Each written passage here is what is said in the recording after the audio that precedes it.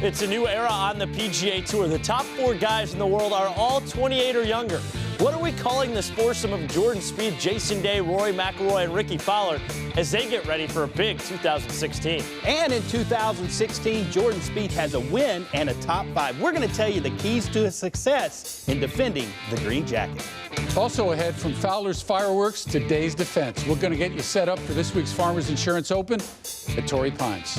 It's a major championship, at least on the business side of the game. We'll tee you up for all the sights, the sounds, and the samples at the 2016 PGA Merchandise Show. It's all ahead right now on Golf Central.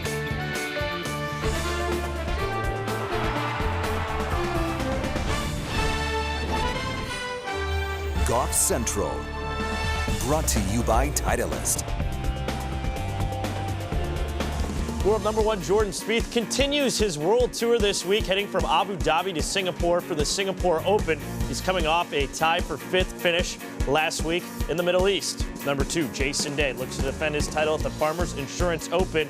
This week, the PGA Tour heads to Torrey Pines. Day making his second start of 2016 after a top 10 finish at the Tournament of Champions. And the LPGA kicking off their 2016 season as Inbee Park headlines the field at the Pure Silk Bahamas LPGA Classic. Hey there, welcome into this hour-long edition of Golf Central. I'm George Savaricas. We've got coverage from tours spanning the globe, including the world number 1 playing in prime time starting Wednesday night right here on Golf Channel. But the big 3 of Jordan Spieth, Jason Day, and Rory McIlroy now have a 4th buddy who's jumped to number 4 in the world rankings thanks to his victory at Abu Dhabi. That guy is Ricky Fowler. Here's the up-to-date top 4 in the world. The youngest of the bunch is the number 1, Day number 2, McIlroy number 3, and Fowler is now number 4, his highest career ranking.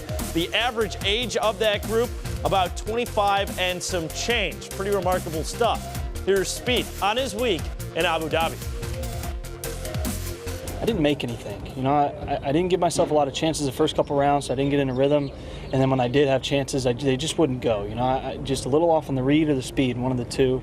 You know, sometimes that happens during a week, and we kind of grinded out 8 under on the weekend in what really could have been something special, but it also could have been worse. So kept our head in it there. The back 9 really finished 4 under on the last 7 holes.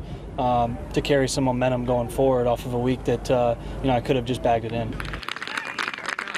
Now with Golf Channel analysts Tripp Eisenhower and Tripp Jordan kind of touched on, he didn't even really have anywhere near his A game. He still has a top 5 finish. How comfortable does this 22-year-old seem at being number 1 in the world and embracing having that target on his back? You know, I think he's embracing it now, and the biggest distraction will be what happens off the golf course, because on the golf course, even when he doesn't have his A game, if you will, he's still contending. Of his last 32 starts worldwide, he's been inside the top 5 more than he's been out of it. 19 times he's been in the top 5, so that's kind of like Tiger-like consistency. So not only are we seeing him set and break some of Tiger Woods' records along the way, or match some of Tiger Woods, he has that kind of consistent week-to-week performance, and the key is that short game and the putting keeps him in tournaments, even when he doesn't necessarily have the ball striking that he does when he wins. So that's why Jordan Spieth is going to be a formidable force for a long time, not only in major championships, but in worldwide events everywhere he goes.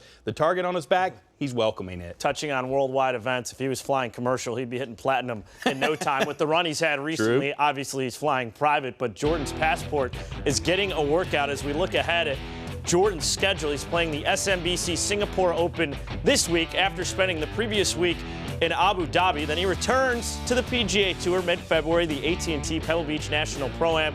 Then the following week heads to LA for the Northern Trust Open. So Spieth at number 1 in the world, the second-ranked player in the world. Jason Day just a year ago, he was the guy who was able to prevail at Torrey Pines. And what a beautiful shot this is, George. 196 yards. This is a 5-iron and a difficult hole location. He goes right at it, 15 feet away. Now, a difficult putt as well. He would miss it, but that's all he needed to finally get the Farmers Insurance Open trophy. He takes care of J.B. Holmes. Remember, a year before, he was just a shot back of winning the Farmers Insurance Open. That was Day's first win of the 2014-15 season, would go on to have 5 wins and a major. We've only seen him so far at the Hyundai Tournament Champions, top 10 finish. How long until he gets it rolling like we saw in that stretch last summer? You know, I think he's really spacing his time out of playing on the PGA Tour to be ready for major championships now. You know, he's not going to – it's going to be about quality over quantity for Jason Day, and I think that's a wise decision. His game is just so solid all the way through, really doesn't have any weaknesses. You know, he's got the short game and the putting that maybe Rory McIlroy might lack at times. He's going to be a force this week at Torrey Pines without question. He was, like you said, second a week before. A late bogey on the 71st hole is what ultimately undid his chance of trying to win that tournament. But last year, just beautiful play after, and I expect him to follow up. I expect him to defend. I give Jason Day the nod this week. I think he's the guy to beat. All righty. And then number 3, of course, is Rory McIlroy. He made his 2016 debut this past week in Abu Dhabi. Had a heck of a finish to his week. 72nd hole. Henrik Stenson was in the clubhouse at 14 under. This for eagle, as Rory also posted 14 under. Of course, Ricky Fowler would go on to win. McIlroy was in a tie for 3rd in his first start of 2016. Seemed like his ball striking was in mid-season form. What could hold him back, if anything, from having a big 2016? I don't think anything's going to hold him back, but the one thing that can at times be inconsistent is the putter. If you look at how he putted this last week, again, it's missing some of these short, makeable putts. If he putted like Jordan Spieth does on a day-to-day basis, it would not be a fair fight because he is that talented. He led the field in greens in regulation. Fantastic stuff from tee to green. We know he's got that power element to make golf courses shorter, but at times, this is what we see, head-scratching misses from Rory McIlroy. Now, on the weeks where they all go in specifically major championships, he can distance himself in high-quality, deep fields by 8 shots. We've seen him win 2 majors by a combined 16 shots. So that's when all the putts are going in. That's what I mean by not necessarily a fair fight. But that is the one thing I would like to see him get a little bit more consistent with is keeping that putter down the line just a little bit longer, a little bit lower. He doesn't hit up on it quite as much, and the ball holds its line better, specifically on putts inside of 10 feet.